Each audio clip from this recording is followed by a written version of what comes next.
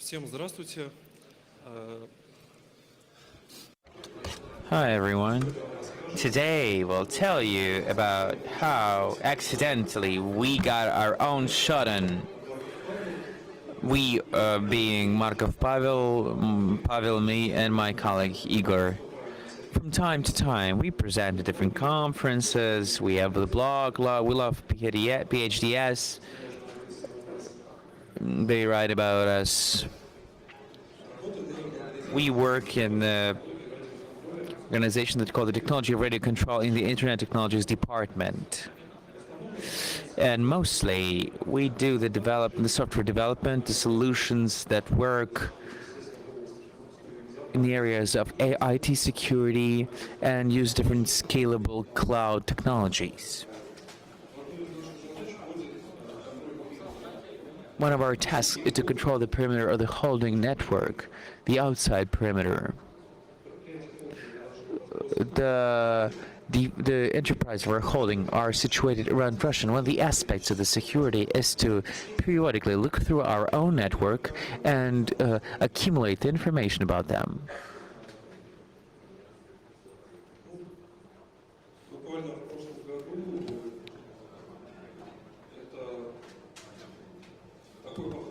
So next year, we found out that this is a feasible approach when we published the hair's bleed vulnerability, and almost immediately, as soon as we saw that in the advisor, find out which versions are looking into the internet and what's actually vulnerable, fix that quickly. So that was a reasonable approach.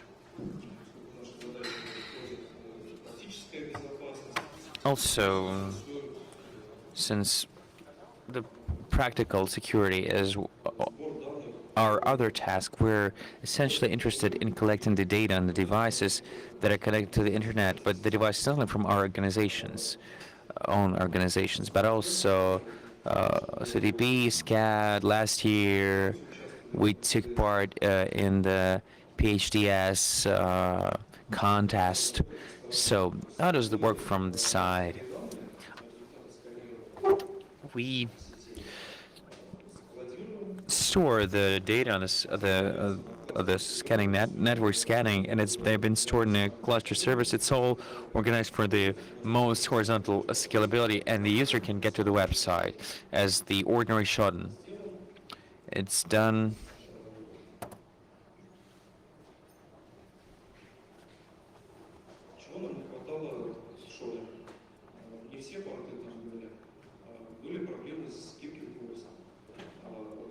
So not all the ports were problematic there. There were some problems with flexible search. The clients, of course, love seeing the statistics. So here's the example of the fresh vulnerabilities, the XSS in XSM service 4.5 and lower. We could see how bad is the situation. If we ask the Shodan,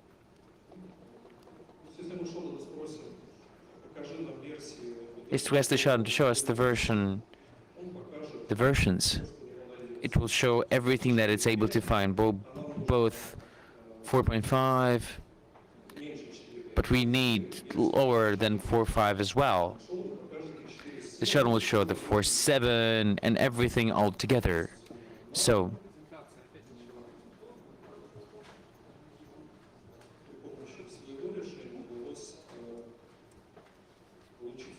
we were able to get the statistics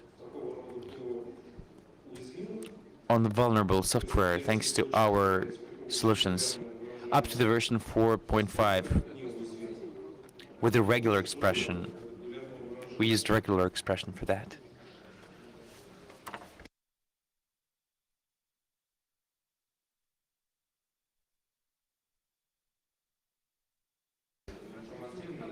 So this OSTP page, it's quite informative.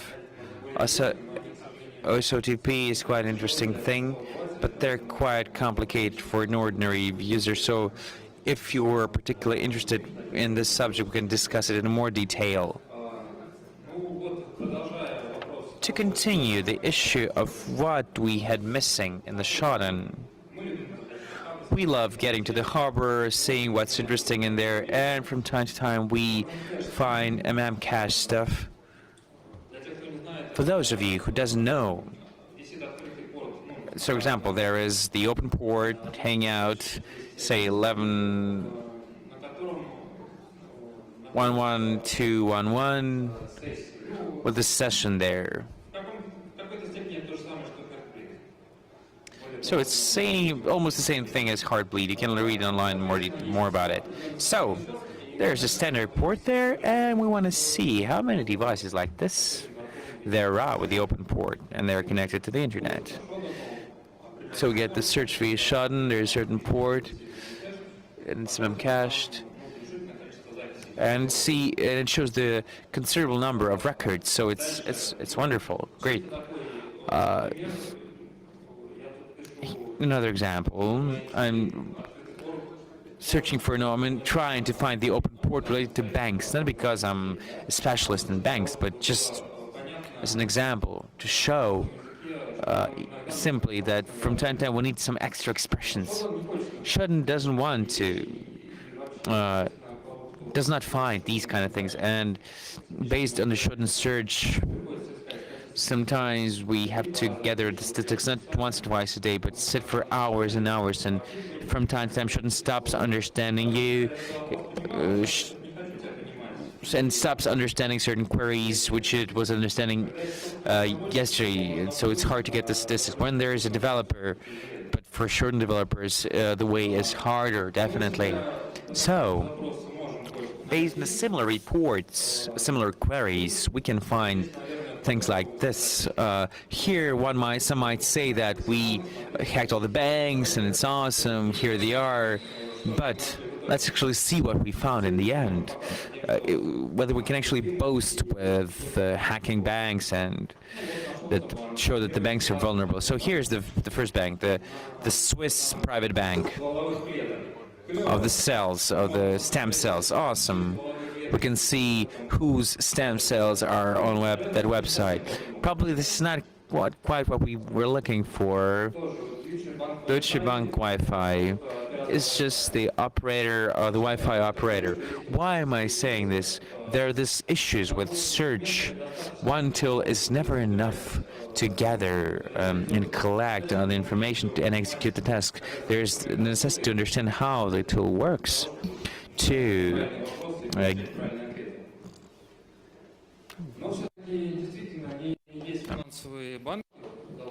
Well, we did find some real financial institutions. Okay, we go after them. We see that there's some cache statistics, and now I can go to a conference and claim that the bank is vulnerable. But it's found that the port is open, vulnerability is there, but it cannot be exploited because the hash is empty. And it's not a 5-minute snapshot. So we check this site periodically to see whether the site has any data at all. And we found that no data can be found. Maybe they did a good job, but if we look into it deeper, we find that yes, there is a bug, but it's of no use. So what is the Shodan and a similar thing that we did? I would like to make this point. We did not want to compete with Shodan, but at some point it became impossible to use Shodan, so we had to reinvent the whole thing anew. And as we need to work with statistics, we need to understand where to get it. Shodan has its own database. It collects data from internet scanning, and information is given to the user on request. So where can the data be taken from for analysis? Like open sources, publicly open sources, and you can export all that into your own database and then go look into that. This is what we did in the beginning. But the problem is that such data will not be up to date, and not all ports are accessible. And as my colleague reminds me, Cache port was not there at all when we looked at that site. So we started our own scanning, and this is where the trouble begins with information from Heartbleed. Information, the data is as late as April, but providers started to block HTTPS, multiple HTTPS inquiries. They didn't care what traffic, multiple inquiry triggers the ban. This immediately cut us short and disallowed us to accumulate our own statistics. So we used Nmap and Zmap to build our own database. In terms of analysis, we did have some problems. Of course, for example, you want to see how many routers there are within the Cisco system. You find 1 million, but then you go dig deeper and you see that there are not all of those devices are the routers. Another outcome was that we found Cisco, but there's also Synology and Windows using the Apache port. So is it Cisco or not Cisco? So if we try to look into that, really, routers can access ports, and the situation is that Cisco forwards the other two devices to the particular port. Another statistical problem: how many Synology devices there are in the internet? We made an inquiry. The result is 9,000. We go to the ports of Synology. There are many of them. Not all of them are in Shodan. Then we use Emap. And what is more interesting here is there's a line in the HTTP title. We put it into the search engine and we find 11,000 devices. And these are quite valuable entries, not trash, much better than using Synology as keyword. Once again, as is shown here, we have problems when attempting to use Shodan. So when we use alternative requests, maybe it's an inbuilt Shodan problem.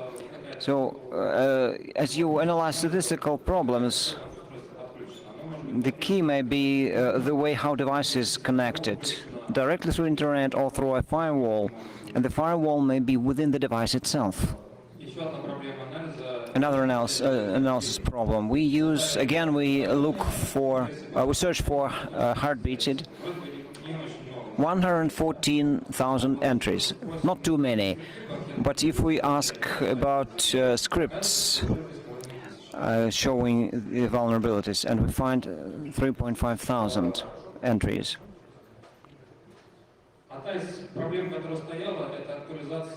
One of the problems was updating the entries. We found 1 million entries here on Cisco. Wonderful.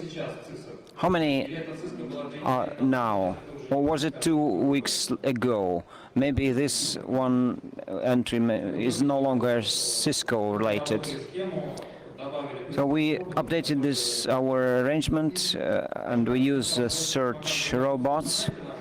They first show how many is found, then we push the button which says update, and the search robot processes all the entries and shows which of them are up to date. And finally, the bonus: how would you know where the cache ATM is located? And the ATM says it yourself. There were times when the hacker had to physically approach an ATM machine to empty the cartridge of the banknotes. Of course, the entry does not allow you to do that, but we do not know everything. Heartbleed existed for 2 years, and nobody was troubled until this problem was discovered. So we need to be really careful, especially with the addresses. Okay, now we're ready to take questions. No, we didn't open yet.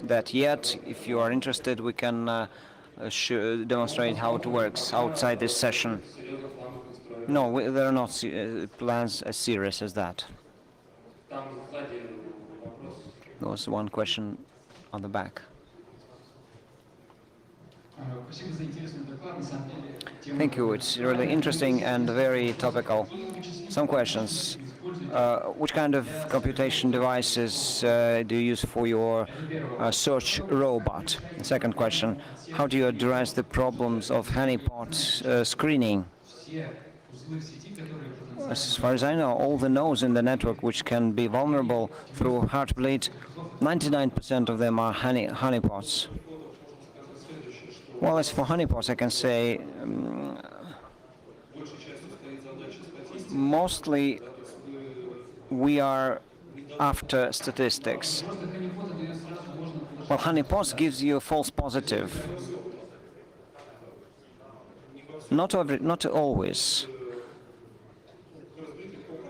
And Heartbleed, it is easy to check. If it gives you sensitive information, it's not a honeypot. But in external networks, we're looking for honeypots. We are really after internal networks, after statistics.